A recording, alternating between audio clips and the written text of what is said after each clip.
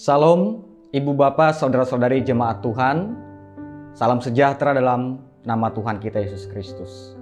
Puji Tuhan, kita dapat kembali merenungkan firman Tuhan dan diberikan kekuatan, kesehatan, dan juga dalam iman dan pengharapan sekalipun di tengah-tengah pandemi COVID-19 ini. Bapak Ibu Jemaat Tuhan yang saya kasih dalam Tuhan, firman Tuhan pada hari ini diambil dari Injil Markus pasal 5 ayat 1 sampai 20. Markus pasal 5 ayat 1 sampai ayat 20 yang diberikan judul oleh Lembaga Alkitab Indonesia, Yesus mengusir roh jahat dari orang Gerasa.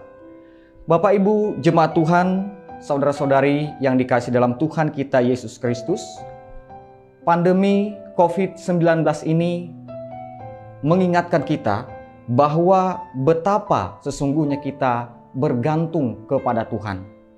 Di sisi lain, dalam iman dan pengharapan secara rohani ini menjadi pergumulan, tidak saja bagi orang-orang percaya tetapi juga bagi semua manusia, karena pandemi COVID-19 begitu besar melanda dunia dan seakan-akan ia begitu berkuasa dan kuatnya.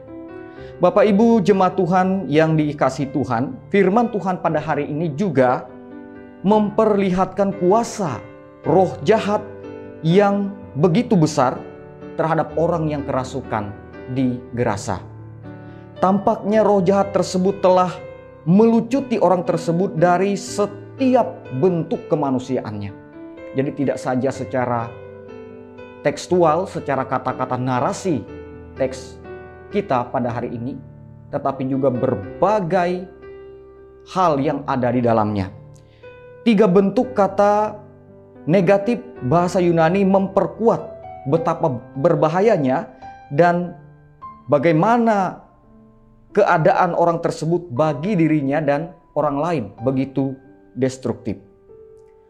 Kata oude sekalipun kata auketi, lagi, dan audeis, tidak ada seorang pun, memperlihatkan betapa berbahayanya keadaan orang tersebut. Selanjutnya juga benda-benda keras, ikatan besi, rantai, dan juga besi tidak dapat menahannya karena selalu ia putuskan. Selanjutnya juga kesan suram dengan tinggal di pekuburan dan berteriak-teriak serta memukuli diri juga semakin memperkuat betapa keadaan orang tersebut begitu mengenaskan. Kata Yunani damaso atau menjinakkan juga dipergunakan Yakobus pasal 3 ayat 7 dalam pengertian menjinakkan binatang buas dalam arti yang sesungguhnya. Dan juga ia dikuasai oleh roh yang bernama legion, yaitu sebutan bagi pasukan tentara Romawi. Satu legion pada umumnya terdiri dari 6.000 tentara infanteri dan juga 120 kavaleri plus peralatan lain. Jadi begitu besar kuasa roh jahat itu atas orang tersebut. Tetapi Bapak Ibu Jemaat Tuhan yang saya kasihi, tentu saja bahwa Tuhan Yesus lebih besar, lebih kuat, lebih berkuasa dari roh jahat tersebut. Roh jahat itu pun tahu betul, sadar dengan mengatakan pada perkataannya, "Apa urusanmu dengan aku, hai Yesus, Anak Allah yang Maha Tinggi?"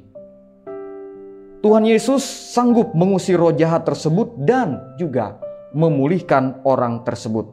Jadi hanya Yesus satu-satunya yang sanggup. Ketika tidak ada seorang pun yang sanggup untuk memulihkan orang yang kerasukan roh jahat tersebut. Selanjutnya Bapak Ibu Jemaat Tuhan yang kedua, perikop firman Tuhan juga menunjukkan kasih karunia Tuhan yang tidak hanya bagi orang-orang Yahudi saja, tetapi juga bagi orang lain. Sebab firman Tuhan diawali dengan menunjukkan pelayanan Tuhan Yesus di daerah Gerasa, yaitu bagian dari Dekapolis atau 10 kota yang dianggap merupakan wilayah bangsa-bangsa lain. Berdasarkan Yesaya pasal 9 ayat 1, daerah di seberang sungai Yordan dan wilayah bangsa-bangsa lain. Kalau kita lihat di peta Bapak Ibu di belakang Alkitab, ada 10 kota dan di dalamnya ada Gerasa. Penduduknya tentu adalah penduduk yang mayoritasnya bukan orang Yahudi, tetapi orang Yunani. Lalu juga unsur babi, unsur kuburan dalam firman Tuhan memperkuat hal tersebut karena dianggap najis oleh orang-orang Yahudi. Selanjutnya juga yang penting adalah pesan moral firman Tuhan bagi kita sekalian.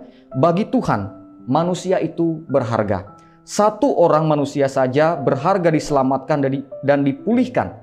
Lebih penting, lebih bernilai, lebih berharga daripada banyak kekayaan. Karena bisa saja dianggap secara ekonomi bisa dilihat merupakan kerugian yang besar bagi para peternak babi ketika babi-babi tersebut akhirnya jatuh ke dalam jurang dan mati. Namun bagi Tuhan, satu orang manusia lebih penting daripada banyak kekayaan. Dan yang keempat juga yang penting adalah pengasihan Tuhan ini perlu untuk diberitakan. Orang yang sudah pulih tersebut pada akhirnya memberitakan, menyaksikan pengasihan Tuhan Yesus tidak saja di Gerasa saja, tetapi juga di 9 kota yang lain di daerah 10 kota yaitu Dekapolis tadi. Meskipun Bapak Ibu jemaat Tuhan kita sungguh menyadari bahwa tantangan dan penolakan itu tentu saja ada.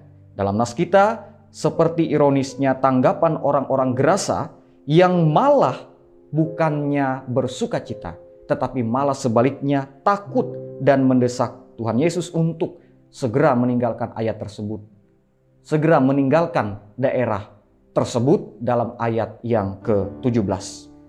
Ini merupakan tanggung jawab bagi kita sekalian meskipun kita sadar bahwa tidak mudah, tapi kita percaya Tuhan Yesus lebih besar. Demikian firman Tuhan bagi kita Bapak Ibu, kiranya kita menjadi pelaku firman Tuhan yang menyaksikan kebenaran firman-Nya di tengah-tengah hidup kita. Tuhan memberkati kita. Amin.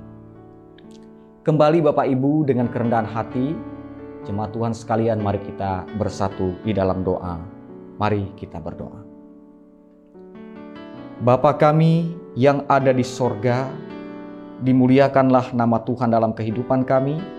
Datanglah kerajaan Tuhan, jadilah kehendak Tuhan di atas bumi seperti di dalam sorga. Terima kasih atas kebenaran firman-Mu yang boleh kembali kami renungkan pada saat ini. Kami sungguh menyadari bahwa ada banyak pergumulan, ada banyak persoalan dan beban berat yang terjadi dalam kehidupan kami. Terlebih-lebih di tengah-tengah pandemi COVID-19 ini, yang juga menjadi pergumulan bagi seluruh umat manusia di muka bumi ini. Namun kami percaya bahwa Tuhan Yesus jauh lebih besar dari apapun juga. Dan kuasa-Mu tentu nyata atas seluruh kehidupan kami umat percaya. Karena itu, hanya dengan pertolongan Tuhan saja, hanya oleh pengasihan Tuhan saja kami dimampukan. Tolonglah kami sekalian umat percaya dalam kehidupan kami untuk dapat melaksanakan tugas tanggung jawab, tugas pelayanan dan tugas panggilan kami. Sekalipun di tengah-tengah keadaan sulit pandemi COVID-19 ini. Terima kasih Tuhan, tolonglah kami untuk dapat menjadi pelaku firman Tuhan, menjadi surat Kristus yang dapat dibaca oleh orang lain sehingga nama Tuhan yang dipuji dan dimuliakan. Perlengkapi kami dengan kuasa pertolongan Tuhan. Tolonglah kami agar segala kelemahan, keterbatasan kami tidak membuat nama Tuhan dipermalukan, melainkan sebaliknya dipermuliakan senantiasa.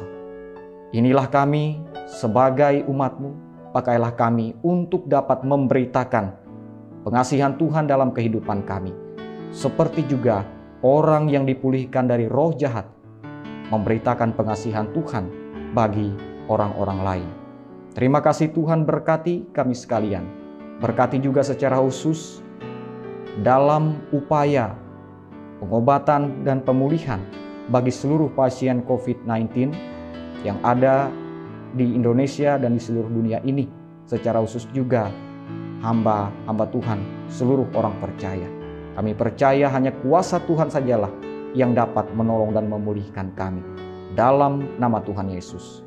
Terima kasih Tuhan, berkati kami sekalian, agar tetap dimampukan, dikuatkan dalam iman dan pengharapan, tidak terpuruk, tidak menyerah di dalam pergumulan kami akibat pandemi COVID-19 ini. Hanya Engkaulah yang mampu, hanya Tuhanlah satu-satunya juru selamat kami. Berkati seluruh para medis dan semua pihak yang terlibat. Tidak jemu-jemunya kami memohon dalam pengasihan Tuhan. Karena Tuhan kami yakini peduli dan Engkau adalah sumber kepulihan tersebut. Terima kasih Tuhan, dalam upaya pekabaran Injil, gereja-gereja Tuhan di seluruh dunia ini juga diberkati.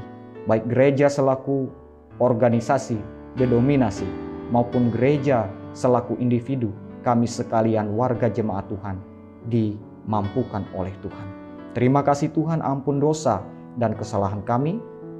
Jadilah kehendak Tuhan dalam kehidupan kami. Kami berdoa di dalam tangan pengasihan dan di dalam nama Tuhan Yesus Kristus, Tuhan dan Juru Selamat kami, sekarang dan selama-lamanya. Amin.